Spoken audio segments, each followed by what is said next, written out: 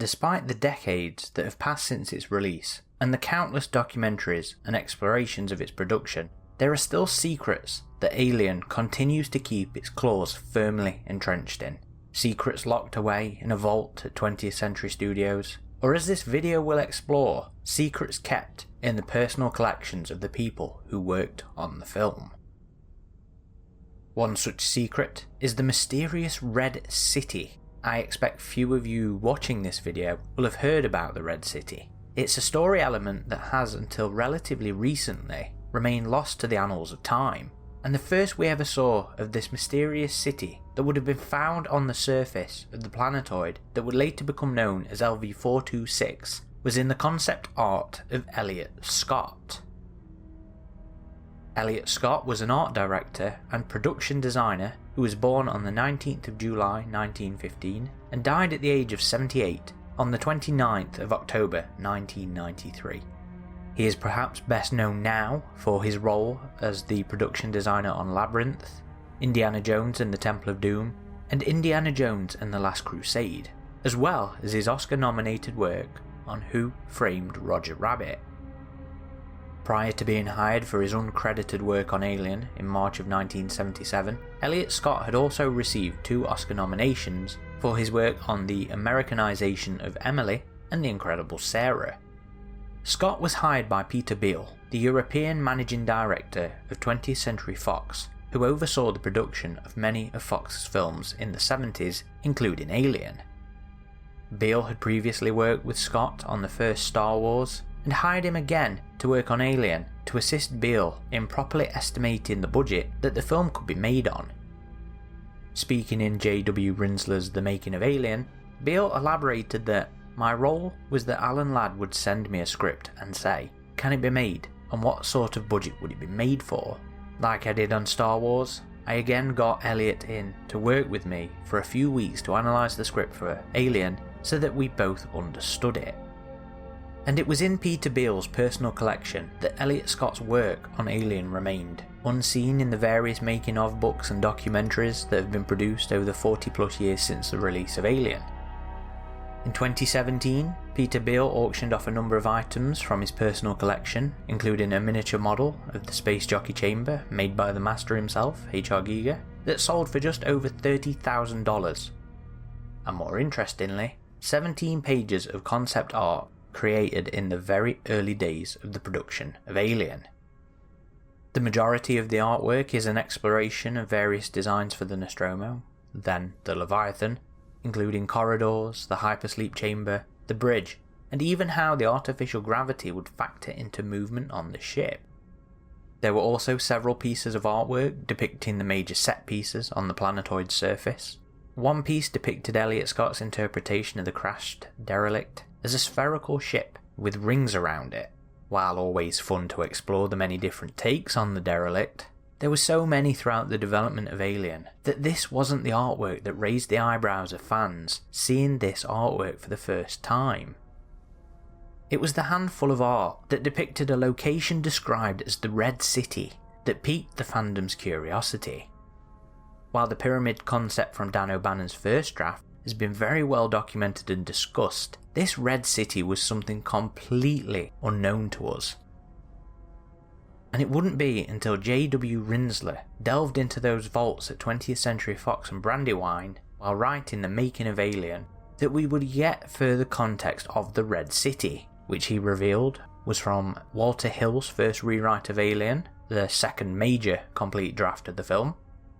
Walter Hill completed this revised first draft screenplay around December 1976 or January 1977.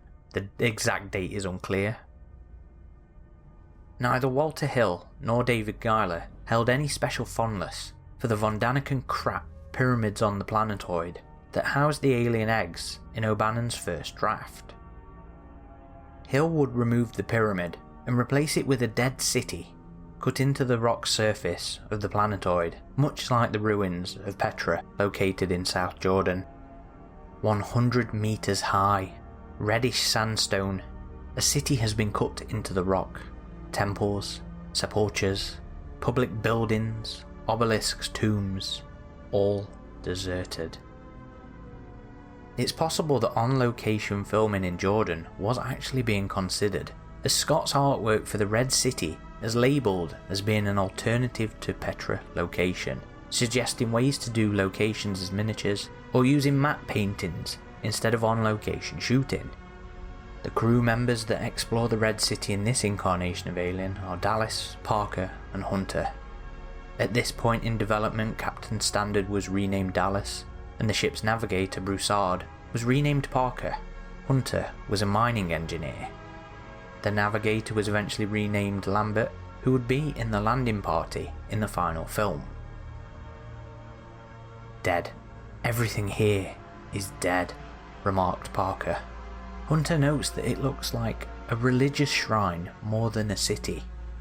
As the Leviathan crew explore further, they come across a columned building, the largest shrine within the Red City, 9 stone figures cut into the top of the building.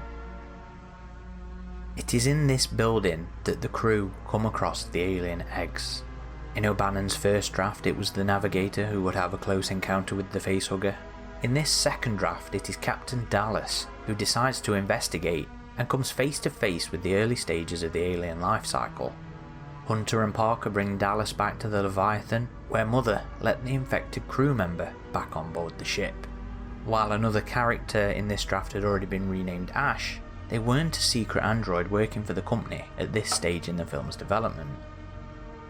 And as we so do love to do here at Alien vs Predator Galaxy, we turn to one of our favourite artists, Declan Loftus, to visualise the scene of the Leviathan crew exploring the Red City.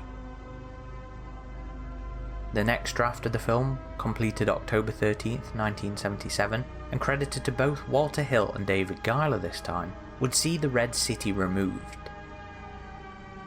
Instead, the crew of the now named Nostromo would come across a crashed L-52 spacecraft, a decidedly human manufactured spaceship. This third incarnation of Alien's script saw the extraterrestrial elements played down substantially. The derelict was human in origin, and rather than an alien pyramid or city, Dallas, Lambert and Kane would find the eggs inside a concrete red cylinder, a similarly human installation that Dallas describes as being a government model 503. The alien would continue to be extraterrestrial in origin, a creature native to the planetoid, and the Nostromo was redirected to gather specimens for return to Earth for the weapons division, where the alien was considered an experimental offensive anti-personnel system. Ultimately, the production would steer back to a very extraterrestrial crashed derelict ship, but the concept of a second location separate to the crashed vessel would eventually be dropped for budgetary reasons, and the alien eggs would instead be found in the derelict's cargo hold or underneath the ship, depending on your preferred fan theory.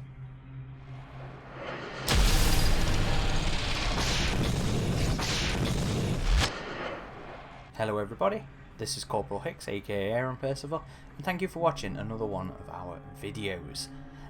If you're a regular watcher of the show, or any of the content that we put out, you know how much I am fascinated by these unfilmed scenes or these alternate scripts and bits and pieces like that.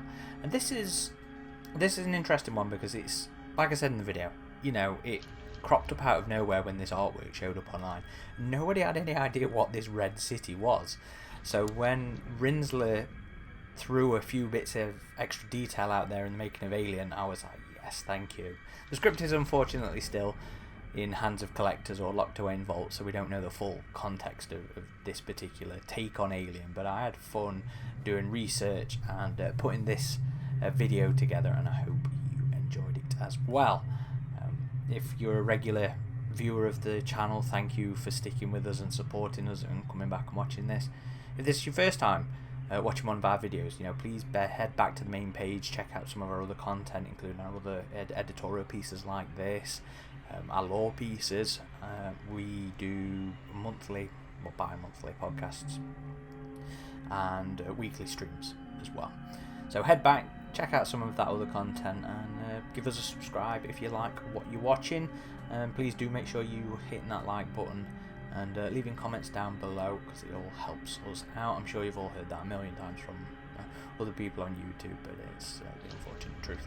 Anyway, you can find AVP Galaxy on all the major socials, Instagram, Facebook, Twitter, Threads, and we also have a website, avpgalaxy.net, where we post written news and written versions of the content that we're putting up on here, as well as message boards that have been around since the early 2000s. We're still a bastion of old school nerdom online, and the message boards are very much alive and kicking. If that's the way you prefer to do your discussions, please sign up, register an account, and come join in with us.